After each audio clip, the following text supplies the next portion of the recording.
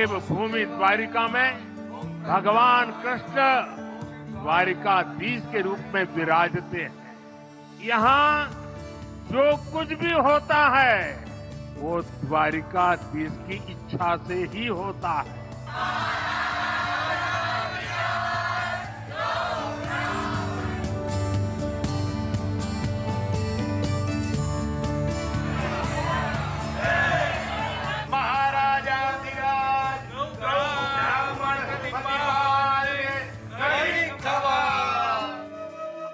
जो है सुदर्शनधारी भगवान श्री कृष्ण का कर्मलोक।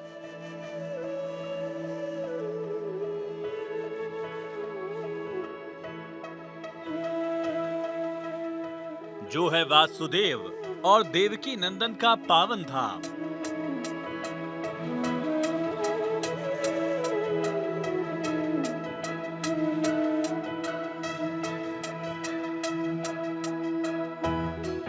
जिसका वर्णन कथाओं और श्रीमद् भगवत गीता और महाभारत में भी है।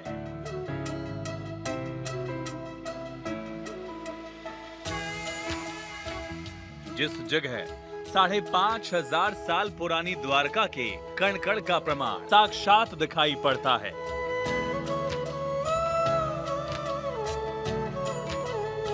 सियासत के भक्ति पथ में आज बात होगी भगवान विष्णु के 8वें अवतार श्री कृष्ण की।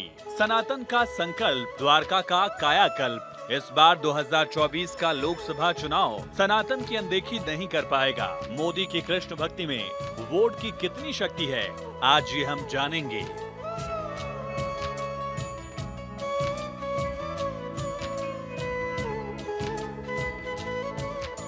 चारों धामों में से एक द्वारकाधीश से पीएम मोदी का आखिर इतना गहरा लगाव क्यों है?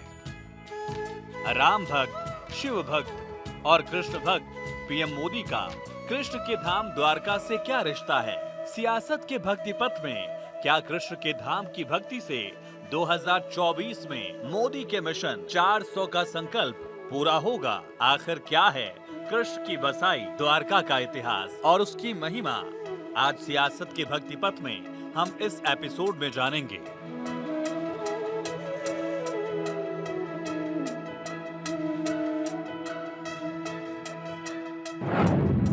गुजरात के द्वारका से मोदी की श्री कृष्ण साधना।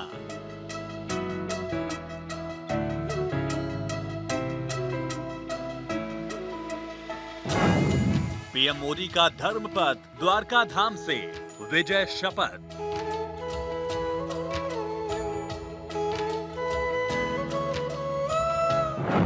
सियासत का भक्ति पथ। भारत विश्व की प्राचीनतम सभ्यताओं की भूमि। गुजरात में सौराष्ट्र प्रायद्वीप के पश्चिमी सिरे पर स्थित द्वारका भारत का एक प्राचीन शहर है। देवभूमि के रूप में जाना जाने वाला द्वारका एकमात्र ऐसा शहर है जो हिंदू धर्म में वर्णित 4 धाम और सप्तपुरी दोनों का हिस्सा है। द्वारकाधीश का ये वो मंदिर और मंदिर के शिखर पर लहराती सनातन की विजय पताका।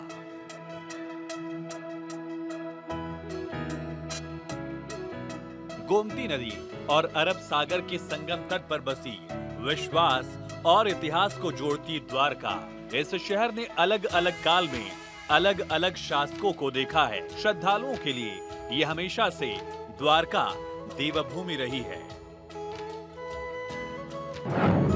4 धामों में से एक प्रमुख धाम है द्वारकाधीश मंदिर। भारत की प्राचीन सप्तपुरियों में से एक है द्वारकाधीश। भारत में 7 ऐसे स्थान हैं जिन्हें मोक्षदायिनी सप्तपुरियां कहा गया है। द्वारकाधीश मंदिर भगवान विष्णु के 8वें अवतार भगवान कृष्ण को समर्पित है। गोमती नदी के तट पर बसा द्वारकाधीश मंदिर गुजरात के सबसे पवित्र मंदिरों में से एक है। द्वारका शहर का इतिहास महाभारत में द्वारका साम्राज्य के समय का है। द्वारका को उसके पूरे इतिहास में मोक्षपुरी, द्वारकामती और द्वारकावती के नाम से भी जाना जाता है। द्वारकाधीश मंदिर को जगत मंदिर के नाम से भी जाना गया है, जो चालुक्य शैली की वास्तुकला है। उसका उल्लेख प्राचीन महाकाव्य महाभारत में मिलता है। कृष्ण को समर्पित द्वारकाधीश मंदिर 200 ईसा पूर्व में बनाया गया था। ये मंदिर द्वारका मठ का स्थान भी है, जिसे शारदा मठ भी कहा जाता है। द्वारका में कई मंदिर हैं, जिनमें रुक्मिणी देवी मंदिर, गोमती घाट और बेट द्वारका शामिल हैं।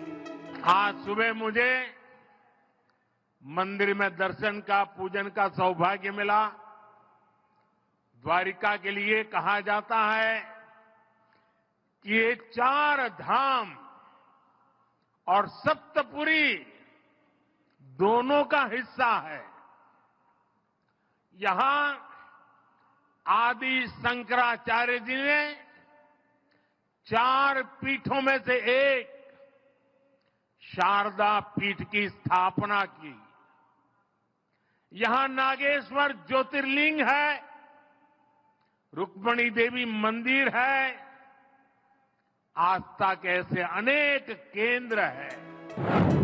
द्वारकाधीश 5 मंजिला मुख्य मंदिर चूना पत्थर और रेत से निर्मित अपने आप में भव्य और अद्भुत है। माना जाता है कि 2200 साल पुरानी वास्तुकला उनके पोते वज्रनाभ द्वारा बनाई गई थी, जिन्होंने इसे भगवान कृष्ण द्वारा समुद्र से प्राप्त भूमि पर बनाया था।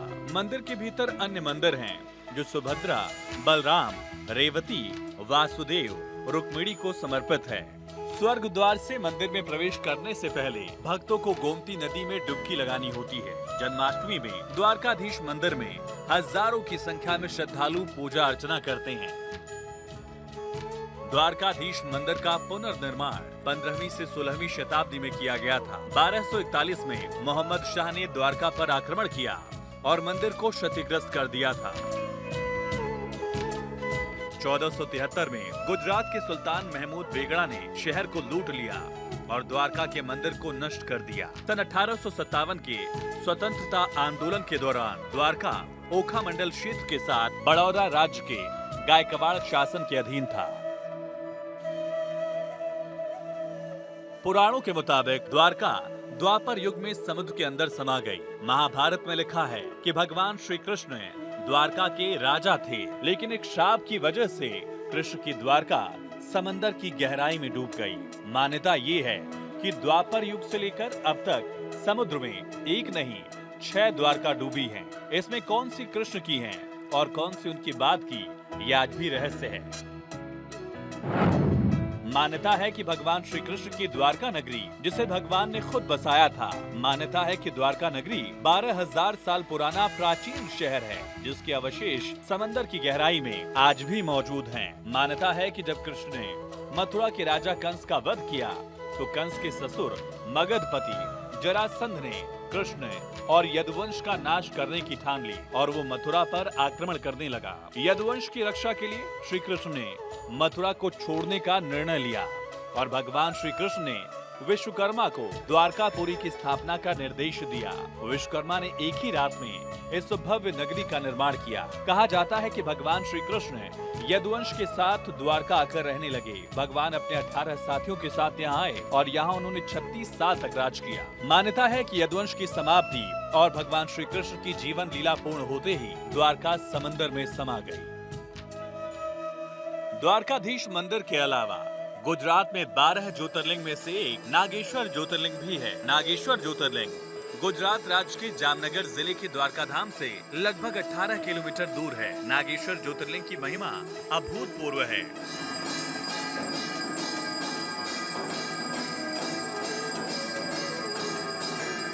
बताया जाता है कि यहाँ भगवान श्री द्वारकाधीश शिव स्वयंभू का रुद्राभिषेक करते थे। खुद भगवान कृष्ण यहाँ आते थे और महादेव की साधना करते थे।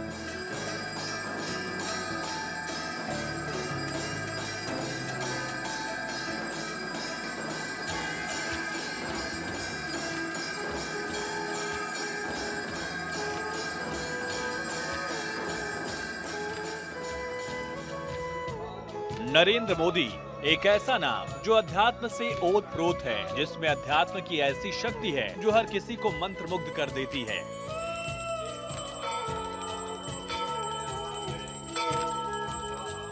प्रधानमंत्री नरेंद्र मोदी के किरदार में भारत की संस्कृति रची बसी हुई है। देश की माटी के कंकड़ से भगवान शंकर तक, प्रभु श्री राम से श्री कृष्ण तक पीएम मोदी का व्यक्तित्व इस युग में एक आध्यात्मिक गुरु और महापुरुष जैसा है।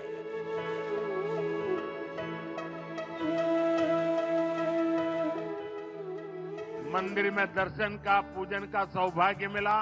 द्वारिका के लिए कहा जाता है ये 4 धाम और सप्तपुरी दोनों का हिस्सा है।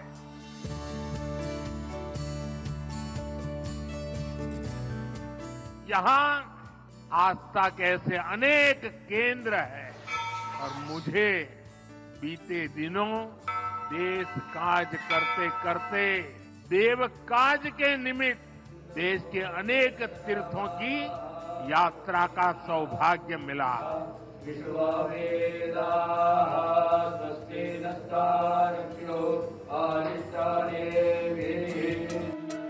धर्म की राह से विकास के रास्ते को निकालकर प्रधानमंत्री नरेंद्र मोदी ने मुल्क में ऐसी तस्वीर खींची जिसने भारत की राजनीति की तस्वीर बदल दी है। धर्म और विकास के रथ के दोनों पहियों को एक साथ लेकर चल रहे हैं। प्रधानमंत्री नरेंद्र मोदी ने देश के मंदिरों की तस्वीर और मुल्क की तकदीर दोनों बदल दी।